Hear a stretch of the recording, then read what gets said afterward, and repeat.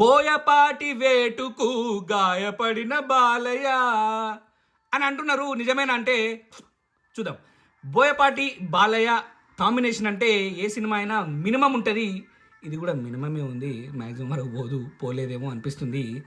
Cinema starts of with ఏదో దేశాల మధ్య యుద్ధము, బయోవారు, ఇది వాణి చంపడము, ఇండియన్ లేపేద్దాం అంటే వీళ్ళు ఎట్లా స్కెచ్ చేస్తారు అని ఏదో మంచిగానే అనిపిస్తుంది స్టార్ట్స్ ఆఫ్.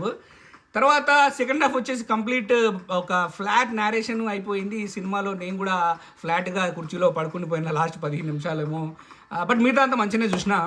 బాలయ్య ఎంట్రీస్ మంచిగా ఉంటాయి. బాలయ్య యాక్టింగ్ డెఫినెట్లీ బాగుంది. చిన్న బాలయ్య, పెద్ద బాలయ్య, పవర్ఫుల్ ఎంట్రీ సీన్స్. తర్వాత ఏదో జరుగుతూ ఉంటుంది. బట్ విలన్లే ఎవడొస్తుండు ఏందో అంతా కొంచెం కాకిరి బీకిరి ఉంటుంది. ఆది పినిశెట్టి మెయిన్ విలన్ లాగా ప్రొజెక్ట్ అవుతాడు అంటే అట్లా కూడా కాలేదు. పవర్ఫుల్ ఎంట్రీ ఉంది ఆది పినిశెట్టికి, కానీ పసలేకుండానే పైకి వెళ్ళిపోయిండు. ఆయన పవర్ ఉన్నా లేకపోయినా బాలకృష్ణ చేతిలో తన్నులు తినడమే ఆయనకి పనిగా అయిపోయింది. అండ్ అది కాకుండా మెయిన్ ఇష్యూ వచ్చేసి తమన్ మ్యూజిక్ కూడా ఓకే.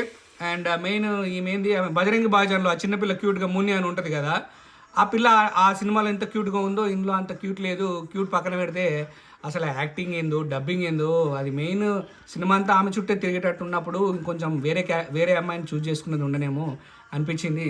అక్కడ కొంచెం అర్థమైంది. ఓవరాల్గా ఏంటంటే Akhanda 1 is far far far far greater than Akhanda 2. మా మృణాల్ ఠాకూర్ హీరోయిన్ ఏమో దొమలేమో ఎగిరిపాయ దేవరాయ అని అనిపించుకొని 4 బుల్లెట్లతో ఆమె కూడా ఎగిరిపోయింది. ఓకే.